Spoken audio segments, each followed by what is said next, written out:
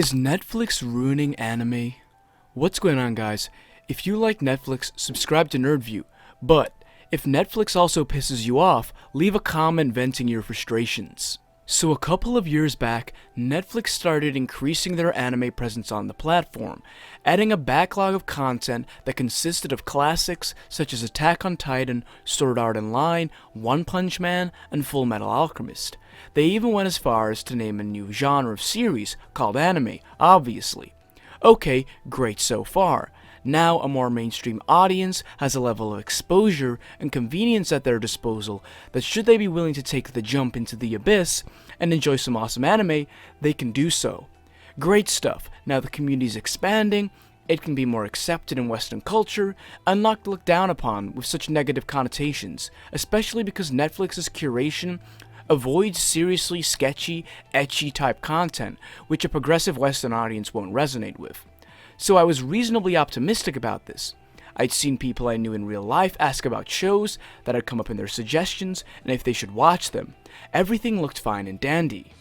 But then came the Netflix originals, trying to adapt somewhat popular mangas into anime, but for Netflix's audience.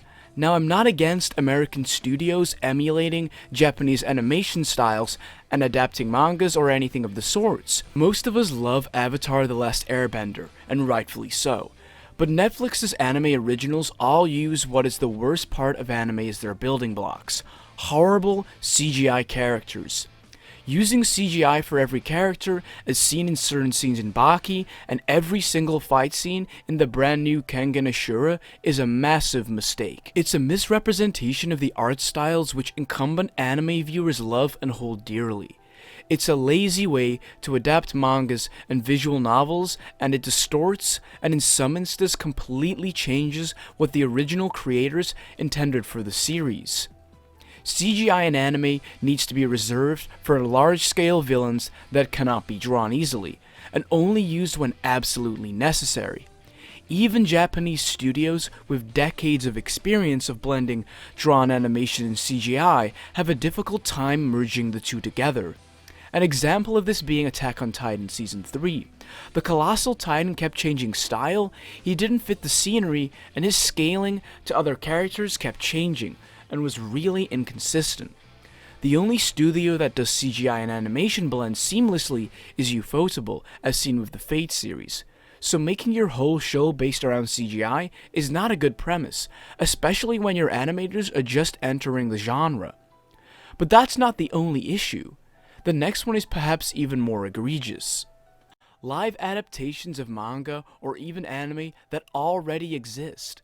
Now, I'm not making this a political discussion of whether American live-action adaptations of Japanese shows are ethically okay to make. That's not my objective. The issue here is how shockingly awful they've been done. Death Note is a prime example. First off, live-action versions of Death Note had already been made in Japan, and we need more genuine original content, not just remakes of adaptations. But then, to make things worse, the American Death Note Netflix film removes everything that makes Death Note special. The smooth-talking, extroverted Light Yagami is replaced with a cliché high school emo. None of the characters have the same level of intellect, and there's no 3D chess being played whatsoever. Not to mention, they tried to fit a whole series worth of content in a 90-minute Netflix movie. Death Note was a horribly received movie by everyone, not just passionate anime and manga fans, and this gave the mainstream Western audience a terrible taste of what anime must be like, given how awful Netflix's Death Note movie was. So there you have it. Netflix is ruining anime, or at least they are in part damaging its perception amongst a Western audience. What do you think? Let me know in the comments. Subscribe to NerdView for more anime videos, and I'll see you all back again tomorrow.